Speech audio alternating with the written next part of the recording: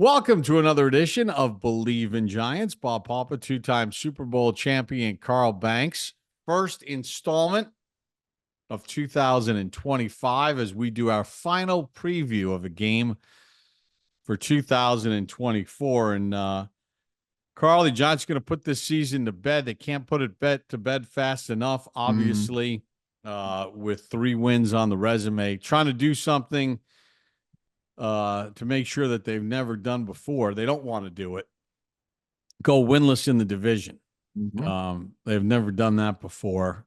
They got the home win out of the way last week. They got that under their belt. Let's see if they can go to Philadelphia and win the game.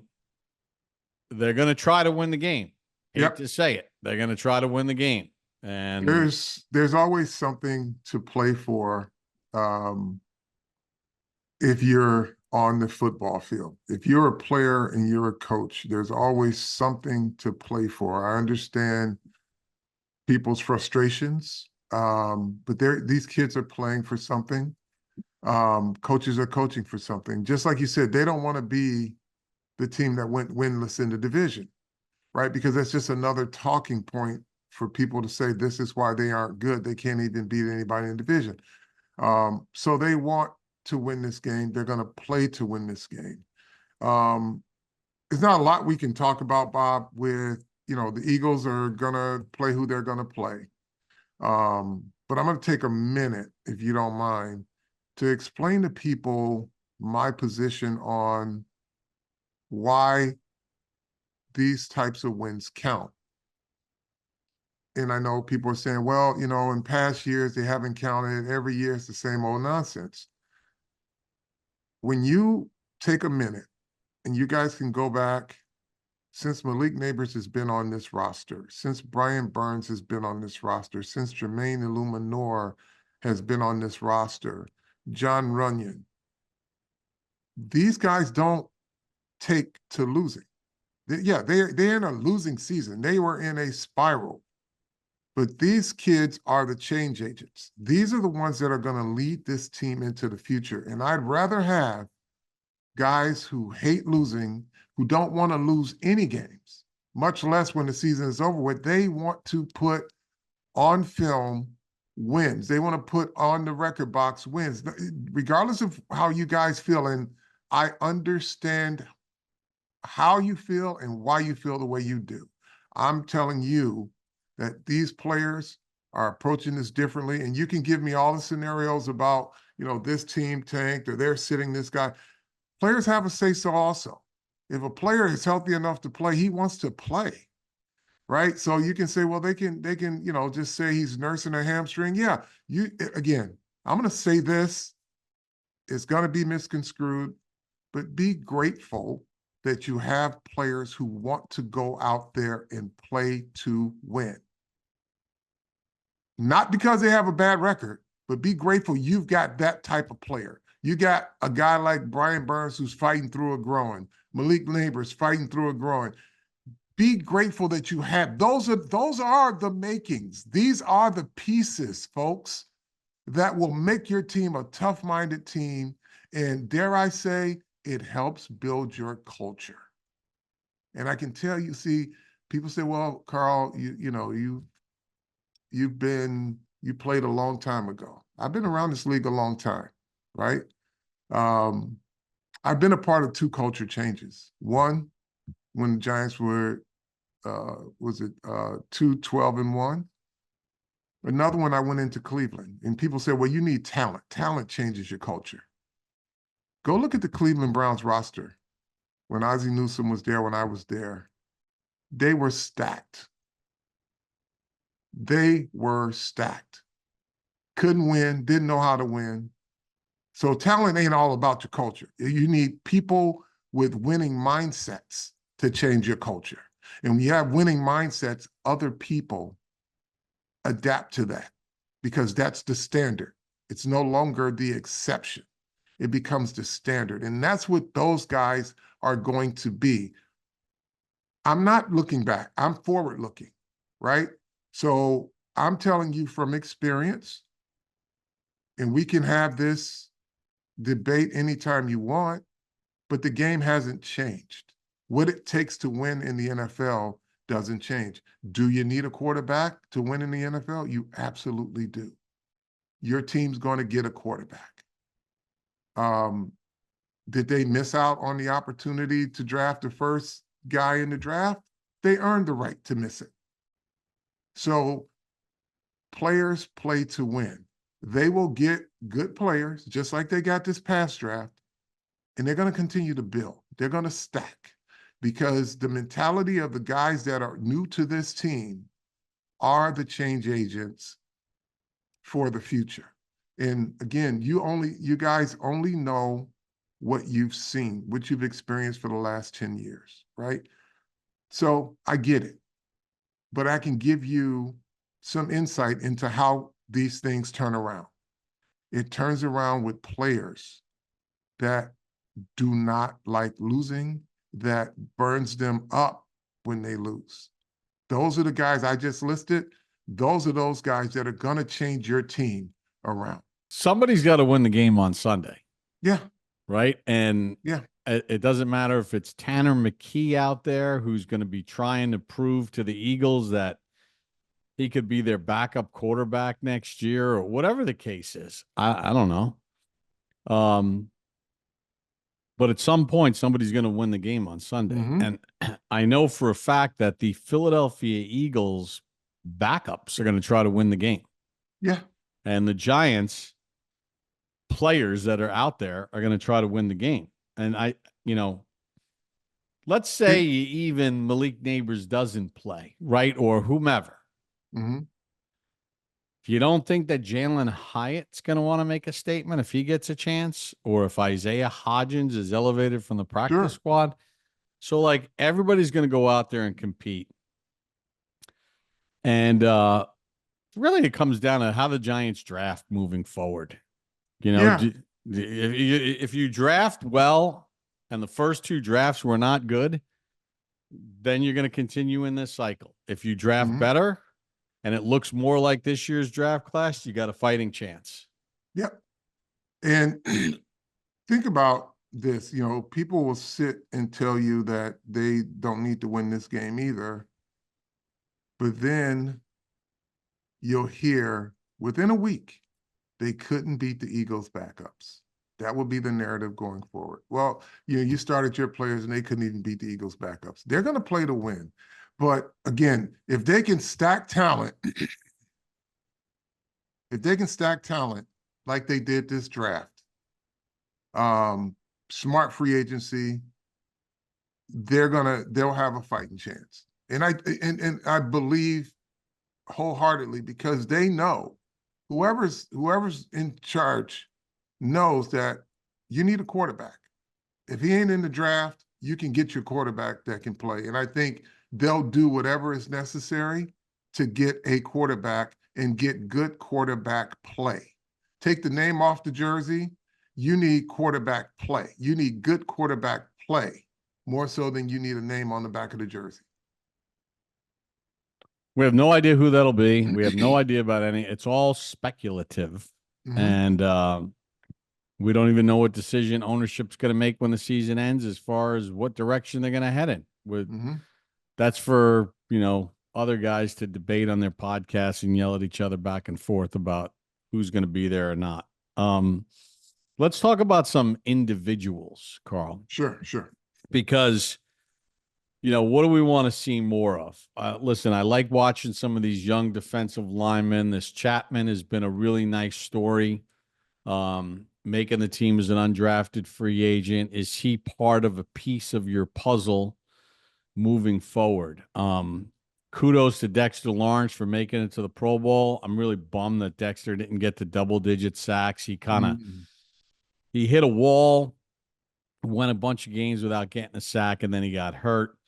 But in the reality of this situation, like, they never replaced A'Shawn Robinson, which was a big mistake. I think these young guys that they were banking on, that they've drafted, have not really shown the ability to step up to that level. They got to find somebody to take some pressure off of Dexter moving forward, because you're asking him to play Superman. And, you're just asking too much of them, I Mhm. think. So like finding more D-line help, they're going to have to figure out the cornerback situation. We talked about Banks last week, this whole technique scenario, because I was watching like even one of the college games, and I was watching like one of the corners, and I was like, damn, I think it was a corner in Notre Dame. He was like in perfect coverage Mhm. with the guy, and then he did a Banks. He just like grabbed the guy for no reason. I'm like, dude, what are you doing? That's the instinct, Bob. You have to fight those instincts to become a good professional football player. You'll see it all the time. But here's what I'm interested in with guys like Banks, guys like John Michael Schmitz. What are you going to do to improve yourself? Are you going to work on the things that you're already good at, which obviously is not a lot in the toolbox right now? Or are you going to work on the things that you're being exploited on? Right? John Michael Schmitz is probably going to see some competition because he was thrown into the fire, um, and it hasn't gone well. I can't tell you he's flopped because I haven't broke down every single snap, but there have been some glaring miscues that he's going to have to clean up. Um, so those guys, now it's what are you going to do to improve yourself? You can get all the coaching in the world, but the coach doesn't cover for you. If you can play the technique right, then you've got to work on the things that are necessary to get to the next level. Right, because they're gonna be going into year 3. It's been listen, we liked what we saw out of Banks at the end of year 1. Really haven't liked a lot of what we've seen out of Banks in year 2. And Schmitz kind of the same thing. They were first and second round draft picks in 2023. Like next year, they have to be like one of your better players Mm-hmm. on your team. And you're right. What are they going to do individually to improve themselves? Because like they're getting coached. I mean, we Carmen Bursillo, who they brought in, everybody was singing his praises during training camp because the offensive line looked better. The guy clearly knows what he's doing. Mm-hmm. It comes down to individual players figuring out, how do I get better in the offseason? How do I refine my craft? What are my weaknesses? How do I get better at it? Because they've had 2 years of coaching to have those things pointed out. It does come down to individual at some point. Right. And there's what I call a growth cycle for young players who, you have an expectation for based on their draft, right? So the first year, you expect to see, some early rookie stuff. And then just like Banks did, he came on late, right? Just like Cordell Flott did this year. Locked in, came on late. Now, Cordell has a little more growth to do, but the growth cycle is by year 3, you have anchored yourself into a um, reputable football player, a football player that's worthy of where he is drafted, and someone who says, okay, if you're our top guy, then you need to be competing with the top corners in the league. That's the way you should be looking at yourself in terms of your growth and where you have to go. So for someone like Deonte Banks, I'm sure he can look at cornerbacks around the league and say, this guy ain't better than me. But here's the thing, he's playing better than you. That is the key. If they're playing better than you, then they are better than you. And so, people are touting the young cornerback for the Philadelphia Eagles, right? Um, they're saying, well, he's getting it done. Well, he's got Darius Slay over there probably coaching him up, teaching him to find techniques of playing that position. Start to look around, see what guys are doing well at your position, and if it can be incorporated into what you do, then you should do that. I want to see more this year from Kayvon Thibodeau. Now, there are some factors that entered the equation in terms of his injuries and stuff. And, I tell people from my standpoint, he hasn't been as bad as people think he is, but he hasn't been as good as I think he can be and he should be. I think he's a self-motivated kid. I would like to see a little more dog out of him. But again, this year and again, here's the other thing too, folks, and I'll go on record to say it because I've said it. The defensive coordination was a little helter-skelter, right? They start off good, then they couldn't stop a nosebleed. And now they're back to playing the run better. They've got to get that straightened out. And here's the other part about that defensive coordination. You've got to find a way, because that's what all defensive coordinator, good ones do.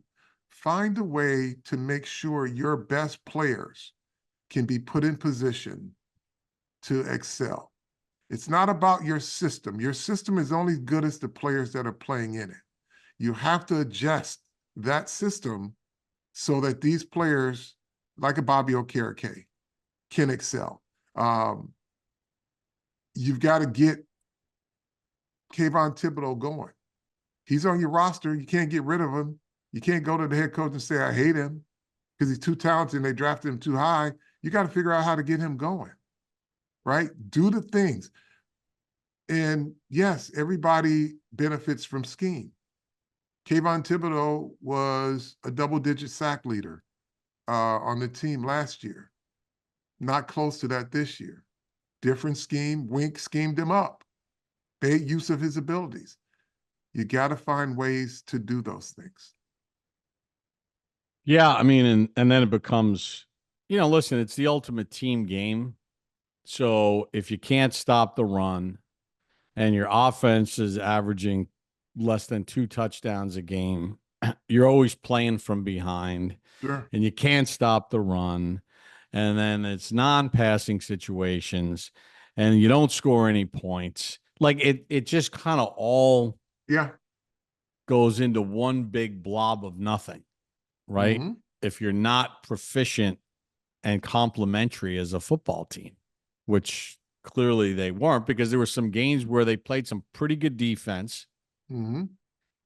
But when you're only scoring 7 or 10 points in the game, there's only so far you can go. And then at some point you get creased on a big play and it looks like, they gave up another big explosive play. Well, yeah, I mean, because you never score. You just punt constantly. Right.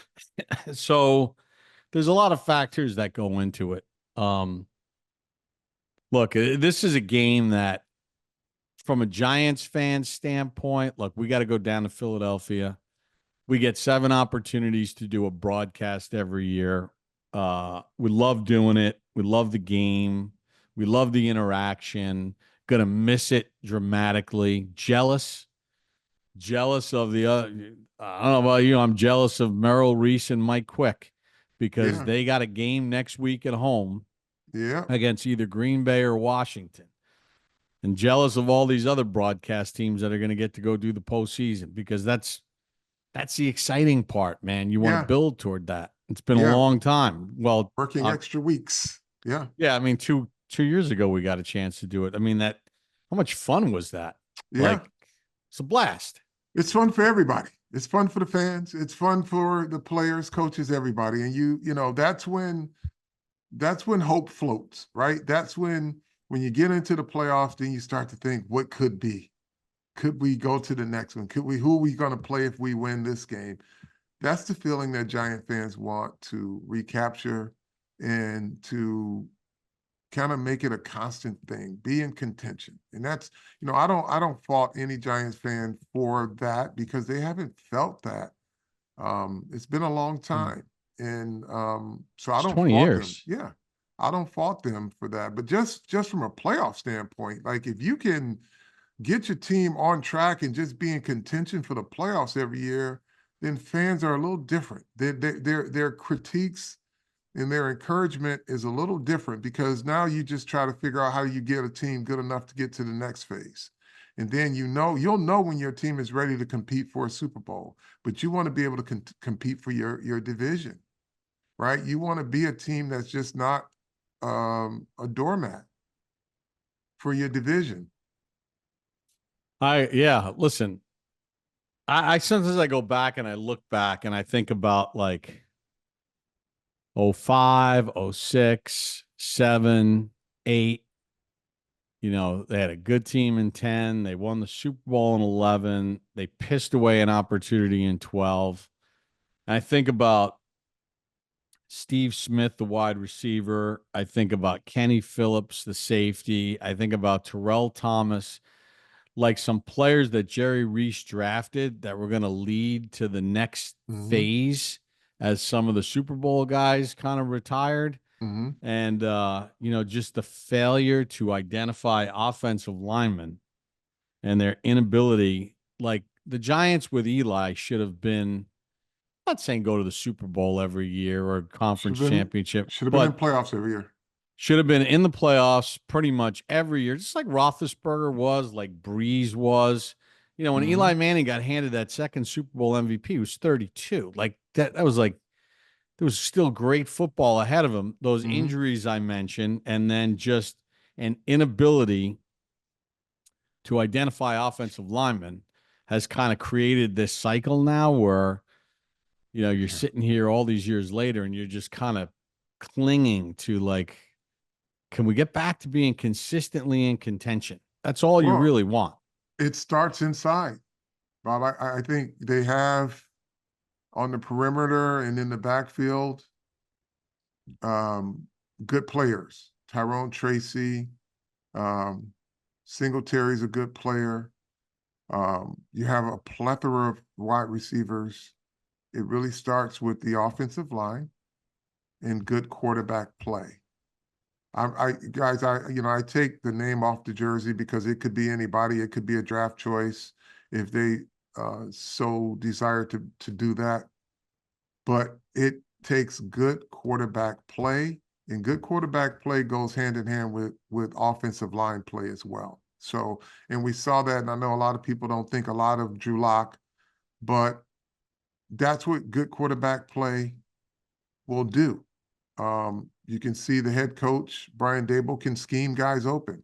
I mean, for whatever you might think he ain't, one thing he can do, he can get his guys open in the pass game. And you have a quarterback that made good decisions with the football. And you had an offensive line that didn't give up a sack.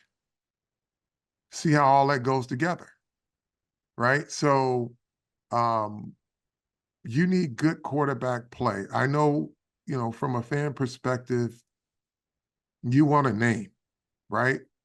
I want production. I want the quarterback play. Um, and I think that's where the impatience will come when you have a name and he's not playing well. I'd rather have a guy playing well, and then you could put whoever name is on the jersey you want. But that's what they need, and it's imperative that they get it. They need a better offensive line, production, and it's imperative to have good quarterback play. Yeah, I mean, and they have to draft an offensive lineman that walks into the building and becomes one of your better players. Other than Mhm. Andrew Thomas, if you go back all the way back to Eric Flowers and you can go back to Justin Pugh and all that. They've taken swings at offensive lineman, first Mhm. round, second round, third round. They need to hit on one of these relatively high offensive linemen to come in and be a cornerstone piece, Yeah. right? Be a potential Pro Bowl player, but just be a guy you pencil in every week, every year. This is my Sure. starting. Boom. He's part of what we're building around Mhm. because that'll Mhm. lead to better quarterback play. Sure. And you have some pieces, John Runyon, Jermaine Illuminor, right? What do you do on the right tackle, right? You've shuffled a ton of people in there. Evan Neal hasn't been healthy and he hasn't been productive. I mean, he's at that growth cycle point to me where you say, okay, he just hasn't been what we need him to be at tackle. We need to start looking. And no, I'm sorry, not looking. Start to actively replace that, upgrade that position. Doesn't mean you throw him away. Maybe he's a guard, maybe he's a backup, but you have to actively look to upgrade your right tackle position until he can show you, which he hasn't, that he can consistently be at the level that he was drafted to be. You can't wait on it. He can develop still on the roster, but you need a guy who can hit the ground running. That right tackle is imperative. The center position is imperative. You got to get those two areas fixed. Simple as that. I know what Runyon is. I know what Illuminor is. But you got to get your right tackle and your center production fixed. Guards you can play around with. They got some on the roster, right? But they have got to get those two positions upgraded in terms of performance. So, Philadelphia, it's always an interesting trip down there. Despite the fact that the Giants are 3-13, they'll be MFing us the minute we walk on the field, just like they do all the players and stuff. There's no pity party. They're going to laugh. They're going to rub your nose in it. They love to do it.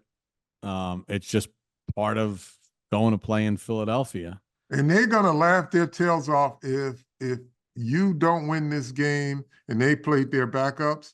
That's going to be their talking point on all of their talk radio. They're so bad they couldn't beat our backups. Well, they have beaten the Giants 26 of the last 33. Yeah. Yeah. So, hey, look, we'll see how it goes. You hope nobody gets hurt, more importantly. Get through the game. Again, somebody's going to have to win this game. And the players that are dressed, because, look, you'll elevate a couple guys from the practice squad. My guess is the Giants will have, we're recording this on Friday morning, there'll probably be a series of transactions that will take place in which guys are going to get placed on injured reserve, would be my guess. That can't play in the game, because what you can do is you sign guys from your practice squad to your active roster and they're rookies or undrafted players, undrafted rookies or whatever. I don't know all the accounting as far as roster manipulation is concerned and what all the rules are, but I was listening to Pat Kerwin on Sirius. He was a former GM, and he said a lot of teams that are out of it will IR a bunch of guys, because once you sign those guys to your active roster as rookies or undrafted free agents, you then control their rights for 3 years. So they'll determine who can't play, and you put them on IR, and then you sign some guys, and then at least you have them under your control for 3 years. So we'll see how that all goes. You got anything else about this game? Nope. That's it. All right, so let's do a little quick thing here. So the season's over. What have you been most grateful for this year? Ooh, in terms of football? Just this whole show and everything else. Well, I am grateful for the people that we interact with on this show, that told a friend to tell a friend. And, we obviously, not everything is positive about what we do, and that's what it's all about. Let's have these discussions. But I am grateful that the amount of people that have supported this podcast and have participated beyond listening, they come online and we engage with them. And I think that's something that we don't take for granted. Yeah, I want to thank everybody for leaving all the comments on YouTube. Sometimes they're nice, sometimes they're not nice, sometimes they're critical. I don't mind constructive criticism. I don't mind open debate. I don't mind listening to certain people's opinions. Sometimes it gets a little radical, but that's like everything else in this world that we live in. So, we appreciate all the comments on YouTube. We appreciate the reviews that you've done for the audio part of the podcast. You've helped it grow. We're going to continue doing it. But the one thing we won't do, Carl, is we're not going to get plenty of these speculative podcasts, right? Where people are going to just listen. When there's something that happens, when the season's over, we'll do a recap at some point next week. And then we'll wait and see what the ownership decides to do before we react to any of it. We're not going to speculate. I have no idea what's going to happen. You don't have any idea what's going to happen. They don't confer with us on as far as these big decisions are concerned, whether the coach, the general manager, whatever they choose to do. We'll react to it after it happens. But we're not going to sit here and start speculating because that's kind of not the nature of this podcast. This podcast is not guessing. It's more educating. Yep. And whatever's going to happen is going to happen. So we'll wait and we'll see. Again, there are many other people that are going to talk about this for a long time, but we'll wait and see what happens. Yeah, and let's face it. I mean, we're not speaking out of turn. This is a very critical point in Giants history, right? 100 seasons has turned out to be very messy. It started with all this incredible excitement and promise. Yep. I mean, look, I got the 100 starter I got sweatshirt on. 25 on. Yeah, and it's kind of a shame that it kind of just got washed away with the way the season went out. But do appreciate everybody for engaging in the 100 season stuff when everybody was still fired up about it. Yeah. With our top 100 list, the Garden event was one for the ages. Incredible, Still one of the coolest events I ever worked. The opening weekend, all that stuff. I know the season turned out like crap, but we don't play the games. We can't control the results. Right. Just talk about it. All right. I would like to end this. Tell a friend to tell a friend. Bleav in Giants.